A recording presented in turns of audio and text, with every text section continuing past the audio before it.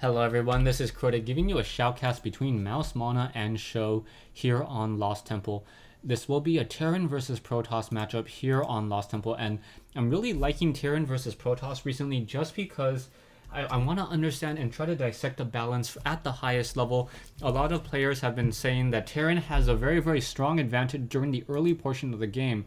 But once again, Protoss is able to come back with superior forces and superior numbers later in the game with a gas army, Colossi, and High Templars dealing a lot of damage, and then Zealots being the natural counter towards siege tanks with those charge ability.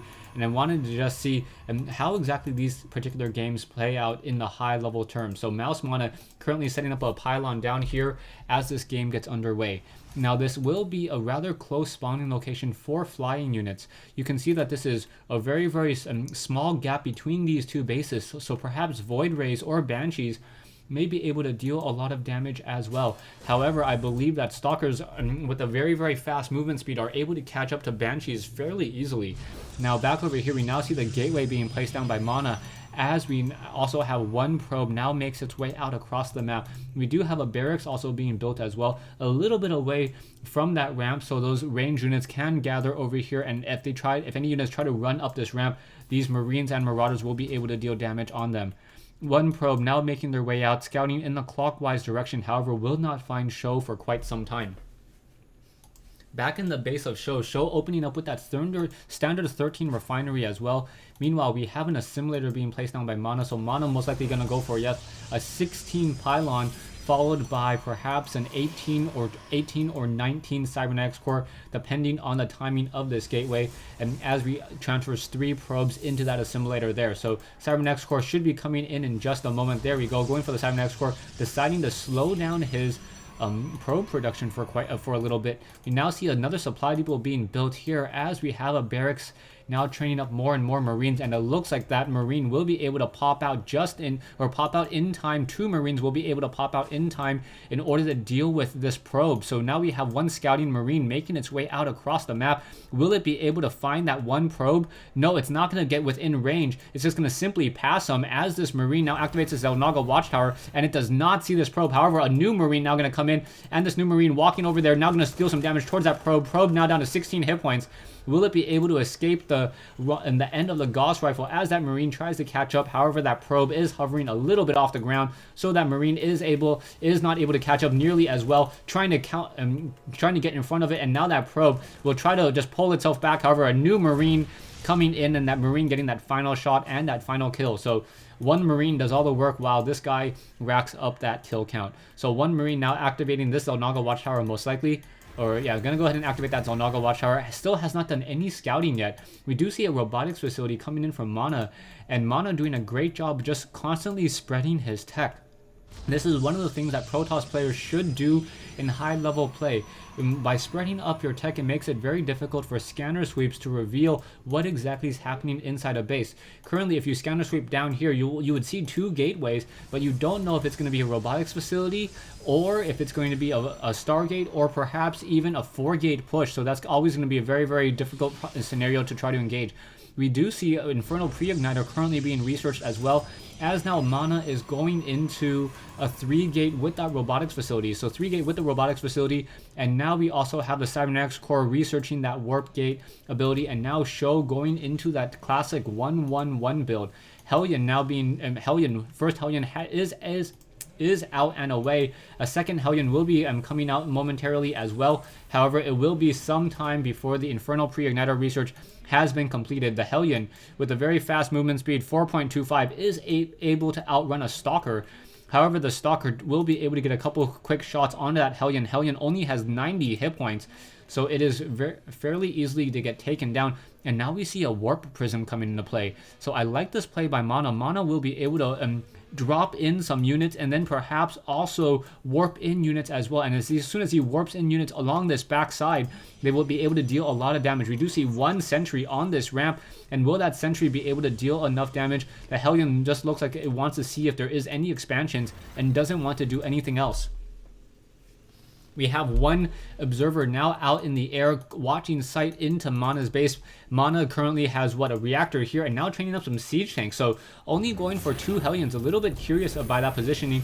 And now finally going to start training up more and more Hellions out of this positioning here. And now perhaps we're going to see an elevator drop into the base. So yeah, it is going to be an elevator drop into this location here. Going to move into this location, drop those Hellions. Those Hellions move even faster than that medevac. And now that medevac will just be able to pick those units up in case there is a little bit of trouble there. So now trying to get some quick kills, trying to gather some damage. And now in come those probes. That Hellion is taking a fair amount of damage. Will it get picked up in time? It does not look like it will get picked up in time. However, the second Hellion already has 5 kills, trying to rack up even more kills, and that's going to be a very, very dangerous situation. That Hellion wants to try to drop and try to get more kills there, picking it up once again and trying to split up the damage between the medevac and that Hellion.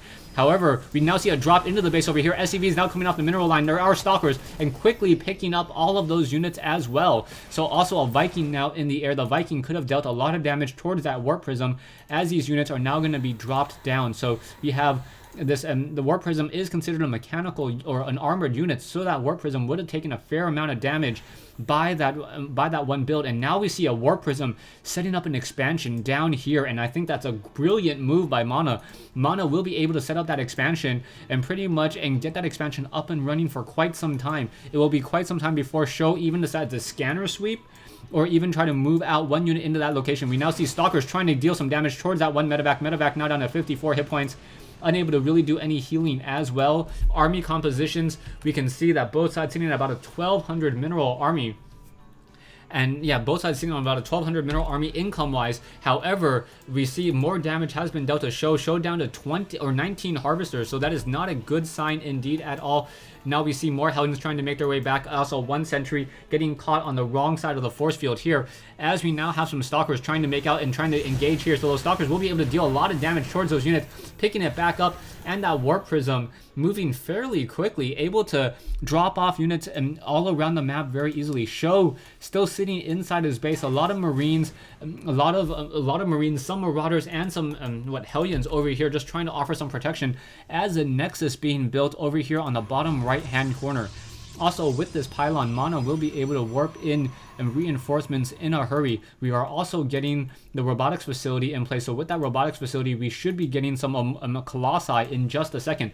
One Viking now making its way across the pond here, now just constantly on patrol, wanting to make sure that it's able to intercept any warp prisms that come into position here. However, the stalkers are able to just come down here and almost able to shoot down that last Hellion. Hellion down to 10 hit points. And these Hellions just continue to wander around across the map. We do see a couple of medevacs, Hellions making their way out, also Marines and Marauders. So Hellions being introduced into the Terran army and being used pretty effectively so far, I would say, in order to deal damage towards mineral lines and trying to put pressure into the base. I do not see any Colossi or I do see Colossi currently being built, but no Psystorm just quite yet. As soon as that Colossi comes out, Colossus comes out, it should be able to deal a lot of damage towards these Hellions and Marines very, very quickly. There's only currently one Viking in the air and more medevacs still being trained, and I think once we get 2 to 3 Colossi, those Colossi will simply be able to eat up that Terran infantry army. Terran units having so little hit points, 45 hit points on these tightly packed, very expensive group of Marines considering their size. Back over here, we now see one medevac in the air, perhaps trying to do another drop into play. As a probe now making a way across the map. Are we going to see anything else as a warp prism comes down into this position? And it looked as though it warped in, it dropped a couple of these Hellions. I do not believe we're going to see any stalkers down in here or even any photon cannons. 1 or 2 photon cannons would do absolute wonders. SjoW now making its way into this location, and he may just become very, very lucky in finding the expansion of Mana. And once he drops in a couple of those Hellions, this expansion will become very, very bare. And yes, in comes the medevac. The medevac coming into this location realizes that he sees an expansion down here. And is he going to drop? Yes, he is going to simply drop into this location here, getting very, very lucky. Are we going to get any warped in units? No warped in units just quite yet. Probe's trying to get a surround on a Hellion. However, enough Hellions there to finish off this expansion. And Mana now in trouble, losing 8 probes very, very needlessly. However, we do see a Colossus now in the air. Colossus standing tall. He's not in the air. I guess he can get hit by air units, so I guess he's technically in the air, but he's on the ground. Anyways, medevac now back over here as we have an expansion being set up by SjoW. So SjoW now, with the economic advantage, knows that he does not need to attack. All he really needs to do is perhaps do some harassment. There is another Nexus down here, so this Nexus could be continuing to chrono boost more and more out of these warp gates. However, the chrono boosting would not give him that many additional units, as his real issue right now is that he does not have enough minerals to keep up with the number of production buildings he have.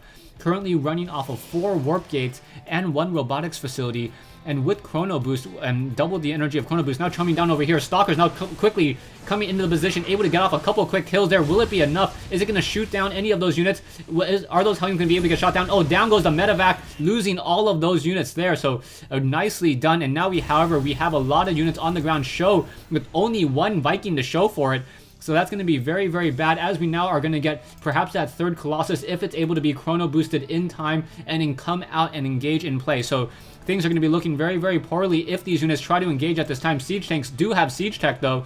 So now, if Stalker's on the ground and Colossus also standing tall, will it be able to deal enough damage? Vikings now coming out. Stalker's now trying to move out, and Colossus able to deal a lot of damage very, very quickly. Guardian Shield now coming up as well. Marines and Marauders trying to shoot up onto that high ground. However, there are a lot of Colossus, and now the Viking has been taken down. Colossus with that range of 9, dealing so much damage across all of these units, and now just using that move and attack ability. Some Stalkers should be engaging in just a moment, and Stalkers should be able to start pushing against these siege tanks. And wow, this is going to be a very, very bad fight indeed, trying to pull back even further. Stalkers continuing to pick apart, and 3 Colossus able to finish off this army very, very easily there. So you can see SjoW only has 1 siege tank on the front door, and that is it. So the army all of a sudden shifting in favor of Mouse Mana, and Mouse Mana doing a great job, will be able to start warping in more and more units.